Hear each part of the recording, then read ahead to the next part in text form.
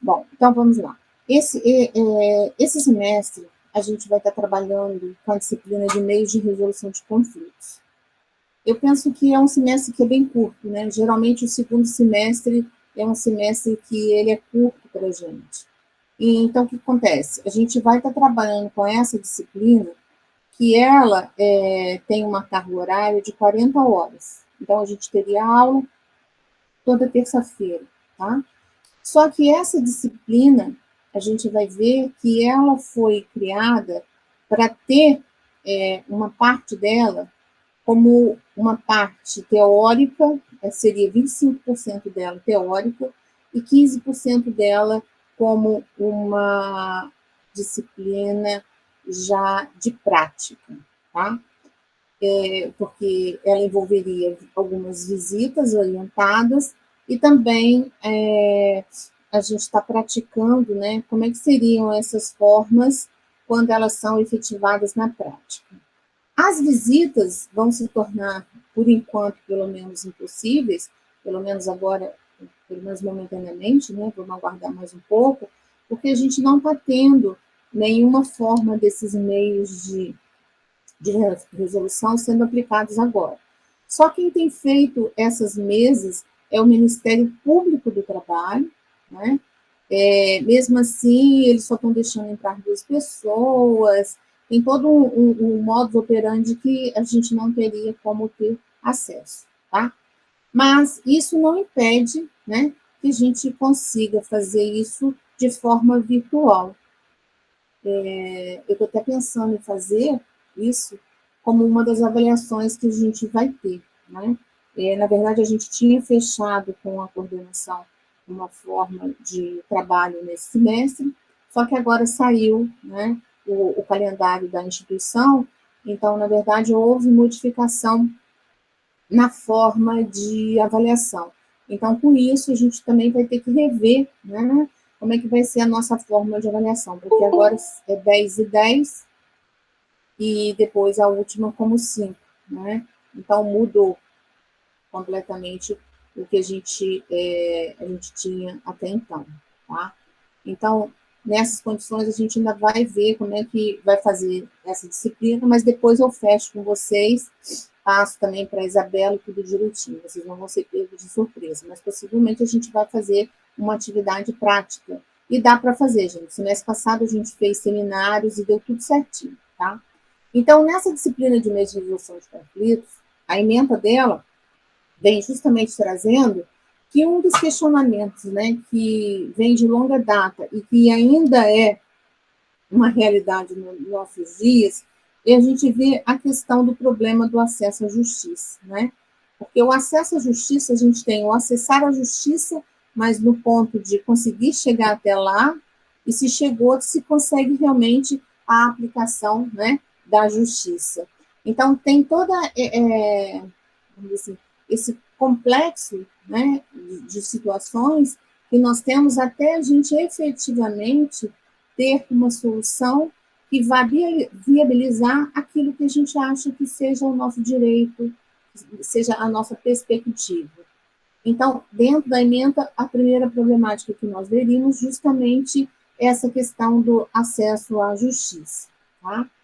A partir daí, ele fala na ementa que nós teríamos, então, que entrar nos métodos de resolução de litígios, e o foco que essa disciplina dá, na verdade, ela traz 3 focos, tá? Ela não abre muitas outras situações, outros meios. Ela fica na conciliação, ela fica na mediação e fica na arbitragem. Então, na verdade, no semestre, nós vamos trabalhar em tese esses 3 institutos. Então, vocês vejam que, assim, ele não é tão grande, né? Dá para a gente trabalhar tranquilamente nessa perspectiva, tá? Então, a gente, com isso, a gente tem como objetivo dessa disciplina, né? Justamente fazer o quê? A identificação desses meios, né? Porque a gente já está definindo, a gente sabe até que a gente tem outros meios, né, de resolução de conflitos, mas aí, no caso, a gente vai, então, identificar, né, esses meios alternativos justamente na prevenção, tanto preventivamente, quanto também de solucionar o conflito que for, né, gerado entre as partes, de forma que vocês sejam capazes de desenvolver as habilidades e competências que a gente vai ver abaixo.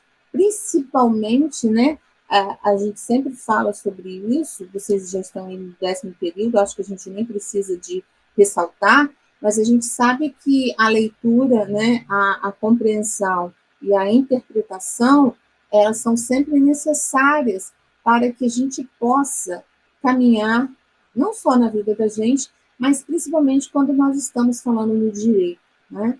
Porque a gente precisa desse instrumental, que para nós é um instrumento de trabalho de suma importância, tá? Então, essa identificação dos meios de prevenção e de solução, eles fazem com que a gente possa, né, estabelecer, construir até habilidades e competências que podem ser desenvolvidas quando a gente vai colocar na prática essas formas, né, esses meios de solução. Assim como ele fala também que tem como objetivo você verificar quais são as formas de você acessar, né, ter acesso à justiça sem necessariamente você precisar de entrar judicialmente, né? Nós temos, eu considero que a gente ainda tem isso como muito forte no Brasil. Nós temos a perspectiva, né? Até quando os clientes procuram a gente, eles não gostam muito de ouvir falar em negociação, né? A gente tentar através de meios alternativos. Geralmente eles procuram e as pessoas, né? A sociedade em geral, ela tem como foco que a gente só consegue resolver um conflito, a gente só consegue dirimir uma situação a partir do momento em que nós acessamos o judiciário. E isso pode não ser verdadeiro, porque às vezes tem aí, vocês com certeza já conhecem vários casos, e a gente fica durante anos e anos discutindo situações que você poderia ter resolvido muito mais rápido se você tivesse interposto, né, uma resolução de forma aí amigável através desses meios alternativos, sem necessariamente ter que buscar a ajuda do judiciário. É claro que, penso eu, que para a gente utilizar, né, também dessas metodologias, nós primeiro temos que conhecer. Conhecer por quê? Porque eu tenho que esclarecer aquele que busca a minha confiança em resolver aquele conflito, quais são, né, as alternativas que ele tem e as probabilidades de solução e a forma dessa solução. Então, por isso que eu preciso aprender essas formas. Assim como eu tenho que, além de aprender, eu tenho que compreender, né? Como é que esse instrumento ele pode ser um instrumento de eficácia? Por que ele se torna, por que ele é, do ponto de vista, né, social, legal, um resultado muito mais eficaz do que eu entrar diretamente no judiciário. Porque não é justo, por exemplo, a gente ter por exemplo, você ir locar um imóvel. Você foi locar um imóvel, chegou lá, você assinou o contrato de locação, né? Vocês não seriam advogados, seriam, vamos dizer assim, pessoas que não têm conhecimento daquilo que está nos dispositivos de lei. E ao assinar esse contrato, vocês assinam uma cláusula de arbitragem, né? Um compromisso arbitral, sem terem noção do que vocês estão assinando. Isso não é válido, né? A gente sabe que, a partir do momento em que eu estou me utilizando do meu alternativo de resolução do conflito, que é a arbitragem, eu estou abrindo mão do judiciário. Beleza. Posso abrir mão? Devo, sempre, né? A gente já viu que ele pode ser eficaz sempre. Só que aquele que está se comprometendo aquilo, ele tem que ser conhecedor daquilo que ele está assinando, né? Então, a gente tem que ter esse conhecimento para que você possa compartilhar, né? Para que você possa explicar mais lá na frente para o seu cliente que ao assinar uma cláusula compromissória, ele está se subjugando a uma decisão que será dada por um árbitro, e que dessa decisão a gente não tem a possibilidade de fazer um recurso, nem judicial. Então, as pessoas têm que ter conhecimento, né? A gente só pode aplicar, vamos dizer assim, uma nova regra se eu sei qual é a regra do jogo. Se eu não sei qual é a regra do jogo, a gente sempre vai ficar capengando de um lado ou do outro. Então, há necessidade, né, da gente fazer essa integração, tá? Com o objetivo aí, último da disciplina, ele fala na questão da integração da educação ambiental e da diversidade de etnias. Na verdade, esse objetivo ele vem como um objetivo geral dentro dos planos de ensino do curso de Direito, justamente pela perspectiva de que nós sempre temos, né, que ter em mente que o cidadão, né, ele é um ser humano, e todo ser humano merece o nosso mais digno respeito, independentemente da condição desse ser humano, independentemente da condição física, social, biológica, moral. Nós temos que respeitar todos os limites para nós sermos respeitados, né? Então, a gente tem que ter sempre em mente isso em qualquer meio e em qualquer perspectiva de direitos, em qualquer perspectiva de conflitos. A gente sabe que, às vezes, as pessoas, quando elas estão em conflito, ainda mais dependendo, né, do tipo de conflito familiar, por exemplo, é comum, existe um desgaste muito grande, né, por parte das pessoas. Então, a gente tem que ter, né, essa noção de respeitar, né, respeitar o limite de cada um e tentar resolver isso de uma forma que seja uma forma digna, uma forma respeitosa. Isso é que vale a pena quando a gente está falando, né, em qualquer regra, quer seja jurídica, moral, social ou em qualquer âmbito, tá? Então, dentro desses objetivos, quais seriam as habilidades, então, que se planeja que vocês tenham conhecimento, né, as habilidades e competências, para que vocês possam atingir esses objetivos.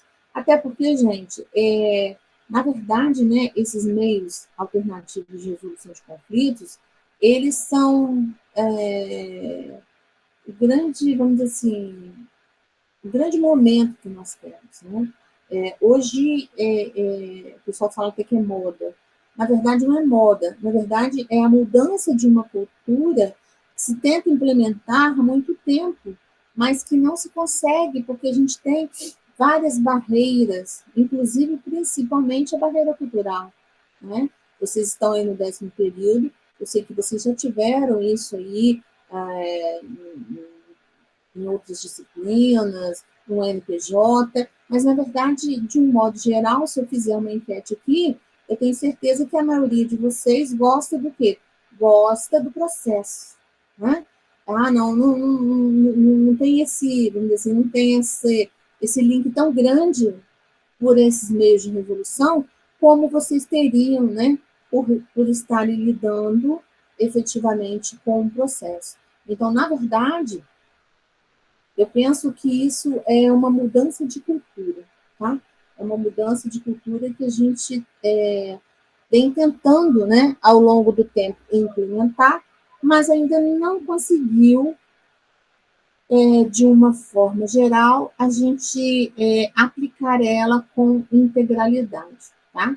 Mas a gente espera, né, que isso ainda, a gente diz que é relativamente novo, que isso aí possa se desenvolver cada dia mais e as pessoas, então, mudarem essa cultura, no sentido de que, em vez de sempre para o judiciário, a gente possa resolver através desses meios alternativos, tá? Então, as habilidades e competências que se pretende, né, discutir nesse momento é justamente a leitura, para que vocês possam fazer a compreensão e a interpretação, né, não só desses meios, mas também que a gente possa fazer um questionamento se realmente a justiça, né, esse acesso à justiça de uma forma geral, ele é pleno ou se ele é relativo, ou se não existe nenhuma, né, relatividade, na verdade, ele seria alcançável em todos os sentidos. É claro que a gente sabe que cada um tem a sua própria visão, cada um tem a sua perspectiva, né? Mas o bom é isso, porque o direito também e o pensar ele não é absoluto, mas eu tenho que ter condições de fazer a minha leitura para que eu possa, né, me manifestar, tá? Isso é um ponto que é muito importante, né, nesse contexto. Uma outra habilidade que eles falam que seria necessária seria a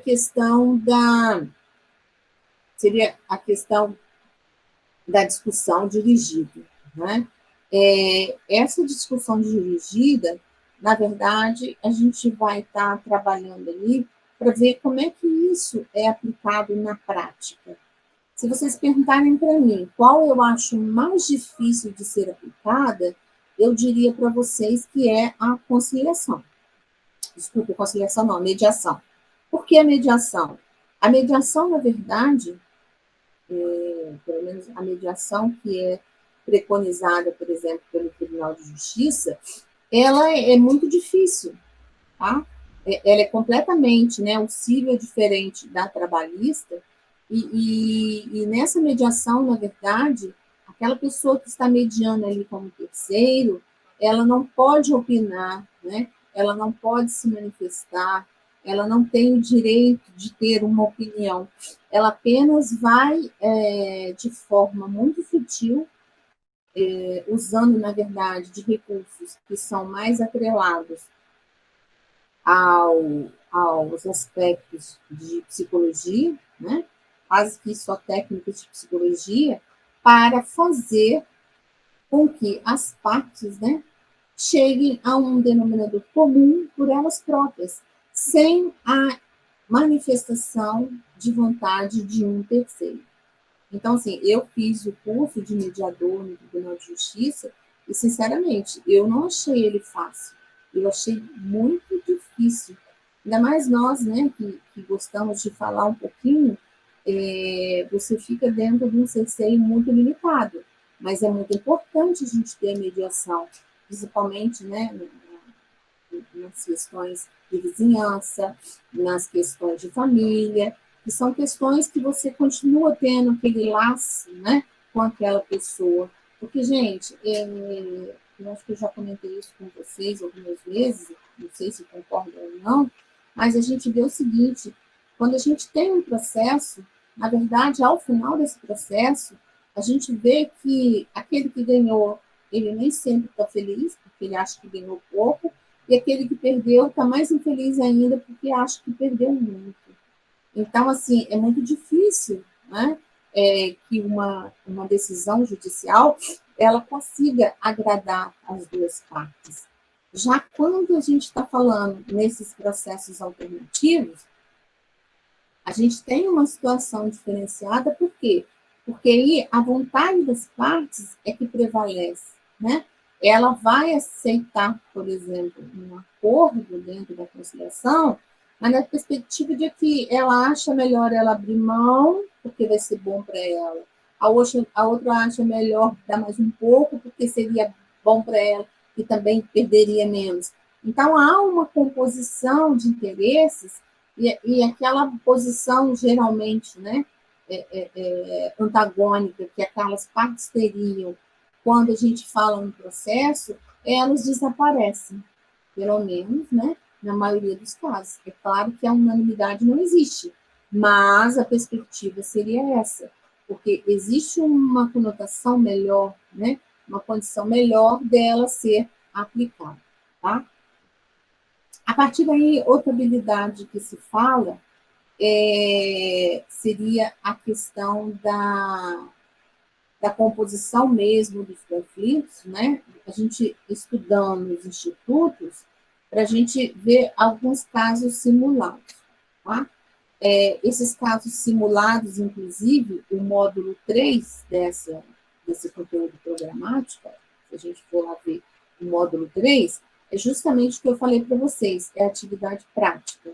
Porque se vocês verem aqui, ó, o desenvolvimento dessas aulas, ele pressupõe, né, uma carga horária de 25 horas teórica e 15 horas de atividade prática. Não é porque a gente está no sistema online é que a gente vai deixar de fazer essa prática. A gente pode aproveitar, né, esses momentos de prática para poder, inclusive, fazer as nossas avaliações. Então, o nosso módulo 3, que envolveria essa carga horária de 15 horas, tá? Seriam essas atividades simuladas.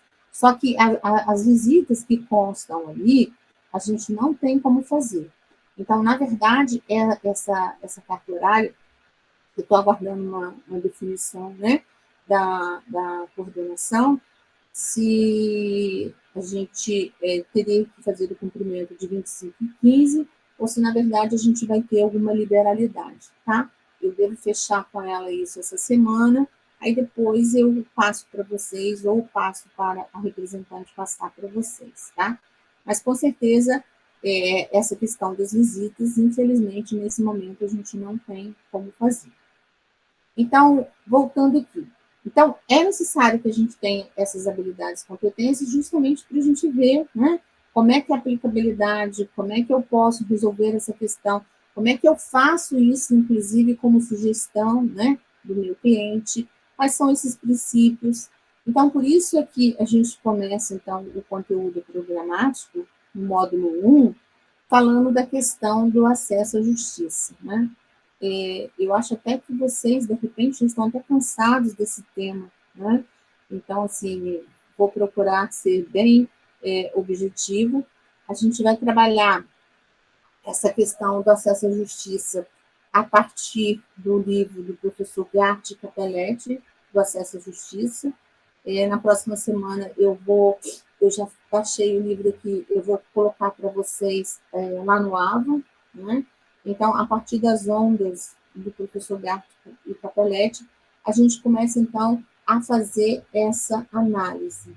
Mas o importante, gente, é quando a gente está fazendo essa análise, né, que aí até no plano de ensino eles falam que seria um diagnóstico do Poder Judiciário, é sempre bom, né, cada um está fazendo também a sua análise para ver se realmente ele acha que existe essas circunstâncias de dificuldades ou não. Por exemplo, uma coisa que a gente já comentou outras vezes, mas vale a pena ressaltar. No estado do Rio de Janeiro, nós temos uma das forças mais caras do país. Tá?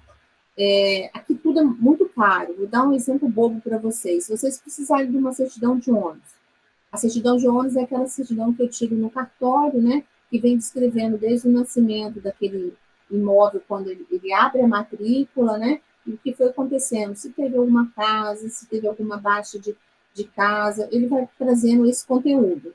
Aqui no estado do Rio de Janeiro, uma certidão de busca, uma certidão de ônibus, fica mais ou menos em 120, 130 reais. Se você, por exemplo, vai em São Paulo, né, que é aqui o nosso vizinho, vai tirar uma certidão dessa, ela fica por 46, 48. Outro dia eu tirei uma em Santa Catarina, ficou por 42. Então, vocês vejam que, além da questão, né,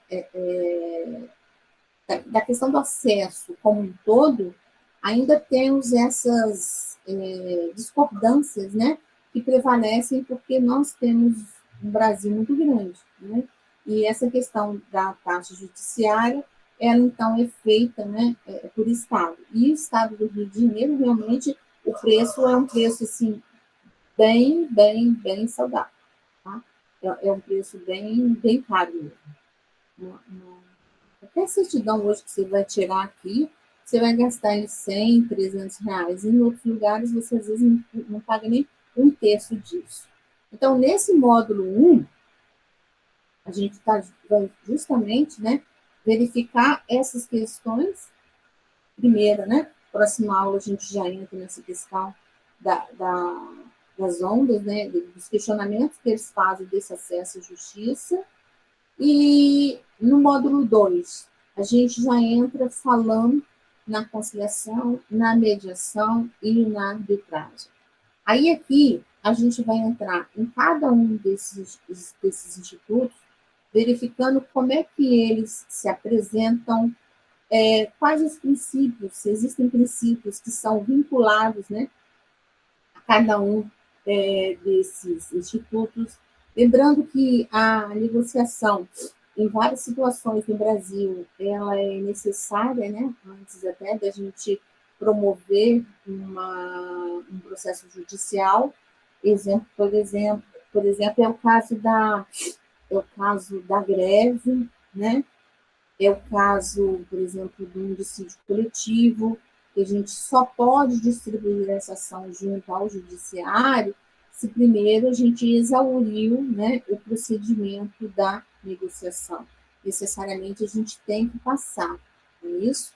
Então a gente tem que ver como é que se aplica, né, esses institutos, porque cada um desses institutos eles têm a sua própria peculiaridade. A conciliação não é igual à mediação, que por sua vez não é igual à arbitragem. A arbitragem é completamente diferente. Sabemos que todos eles, né, existe a participação de um terceiro, então, é uma forma de heterocomposição, né, porque a gente tem a intervenção de um terceiro, mas na conciliação e mediação, por exemplo, esse terceiro ele não decide. Já na arbitragem é diferente. Na arbitragem, esse terceiro ele decide. E essa decisão, então, né, que a gente chama de sentença arbitral, porque ela é proferida por um juiz arbitral, ela tem tanta força, vamos dizer assim, que ela não cabe nem em duplo grau de jurisdição. Um dos questionamentos que se faz, né, até mesmo teve uma relutância grande no início em relação ao judiciário, porque como aceitar, né? Como o judiciário aceitar que uma pessoa normal da vida civil pudesse proferir uma sentença sem necessariamente precisar ser advogado ou ter qualquer conhecimento, né, do nosso ordenamento jurídico, como ele poderia proferir uma sentença que não caberia nenhum recurso. Mas essa é a condição, a particularidade que nós temos dentro da arbitragem. A arbitragem, quando ela não era uma lei específica, parte, né?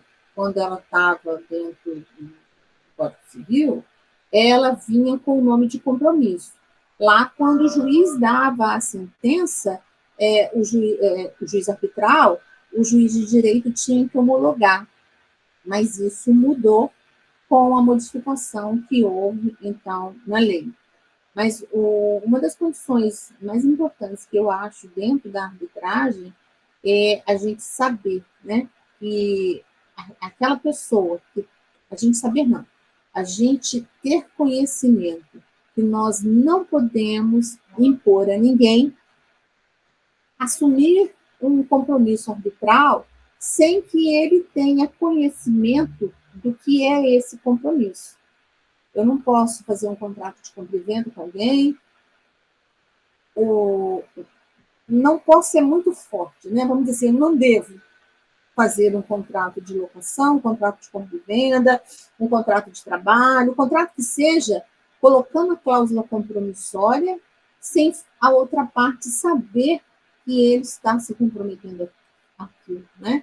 E se vocês verem aí, vocês que compram pela internet ou compram algumas coisas, podem observar que, às vezes, quando a gente faz a compra agora, quando você assume o contrato que você assina, quando está lá assim, em caso de conflito, as partes elegem, né, por exemplo, o Fórum de Barra Mansa. Não vai estar o Fórum de Barra Mansa, da comarca de Barra Mansa. Vai estar lá, elas optam pela arbitragem em tal lugar. Isso elas estão estabelecendo, né, a cláusula compromissória. Então, se amanhã tiver alguma demanda, algum conflito resultante, né, dessa negociação, eu não vou para o judiciário, eu vou ter que ir para a arbitragem. Então, assim, eu vejo e eu penso que isso tem que estar muito bem definido, isso tem que estar muito bem esclarecido, para aquele que vai assinar aquele contrato. É bom? Sim, é excelente. Mas a pessoa, ela tem o direito, né? Ela tem o direito de saber o que ela está se comprometendo, porque a maioria das pessoas que assinam de uma forma geral, eles não têm conhecimento do que eles estão assinando. A arbitragem, por exemplo, na comunidade europeia, ela é utilizada rotineiramente para atender a todas essas demandas, né, esses conflitos que a gente tem de contratos internacionais. Mas, né, a gente está falando de um público diferente. O nosso público no dia a dia, ele não tem conhecimento, principalmente, do que seria esse compromisso que ele faz e está assinando, está optando pela arbitragem. Então, a gente tem que ter esse cuidado. E a gente só pode ter esse cuidado se a gente souber, né, como é que funciona, como é que se aplica, para a gente poder até colocar para o nosso cliente se realmente é isso que ele deseja. Tá? Em relação a essa questão do módulo 3, da atividade prática, eu estou até vendo com um amigo que ele tem uma câmera de mediação para ver se a gente consegue que ele venha fazer junto com vocês alguma prática de mediação, tá? Eu entrei em contato com ele e a gente está estudando essa possibilidade, que eu acho que seria interessante, né? A gente ter uma pessoa que está acostumada no seu dia a dia com isso, ficaria bem mais real. Bom, em relação aos nossos livros, a avaliação, gente, não é isso que está aqui, tá?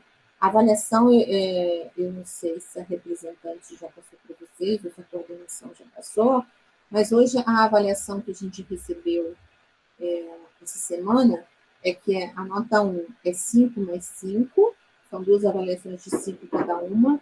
A nota 2 é duas avaliações de 5, né? Então, 10 e 10, e depois teria uma terceira avaliação, para quem me parece que não conseguiu a média, de 5, e depois a final de 10, tá? Então, a gente vai trabalhar hoje com um critério diferente do semestre passado, né? O semestre passado era 5, 5, depois 10. Agora é 10 e 10 e depois 5, tá? Então, na nossa matéria, a gente vai embutir dentro de uma dessas notas essa parte prática. Em relação à bibliografia, está sugerido aí para vocês o livro do Paulo César Pinheiro Carneiro, que é O Acesso à Justiça, e ele dá um enfoque especial aos juizados especiais, tá? Esse livro a gente não tem na minha biblioteca, mas a gente tem o do Carlos Alberto de Sales, Negociação, Mediação, Conciliação e Arbitragem. Esse, vocês entrarem na minha biblioteca aí do BM, vocês vão localizar. Temos o da Luciana Aboim Machado Gonçalves, tá? Mediação de conflitos, também temos na minha biblioteca. Outro que a gente tem na minha biblioteca é a Silvia Helena Picarelli Gonçalves de Salvo, tá? Mediação na Administração Pública. O livro do professor Capelletti, eu vou mandar para vocês em PDF. Eu também selecionei alguns outros livros em PDF, e à medida que a gente for entrando na disciplina, eu vou passando para vocês, tá? Eu estou selecionando também aqui alguns artigos que eu acho até que muitas vezes eles estão, vamos dizer assim, mais claros do que os livros, no enfoque do que a gente quer. Então, eu estou selecionando e a gente vai, à medida que a gente for estudando, a gente vai colocando. Estou tentando também fazer um material para vocês, tá? Esses materiais nós sempre iremos disponibilizar no AVA. Há necessidade de vocês entrarem pelo AVA para vocês poderem ter a presença. Isso toda hora está sendo comunicado para a gente. Se vocês verem, por exemplo, no AVA hoje, eu já criei um fórum para a turma de vocês, onde eu estou pedindo a opinião de vocês, qual é o meio alternativo do ponto de vista de você, né, de cada um de vocês. Você acha que ele seria mais eficaz, tá?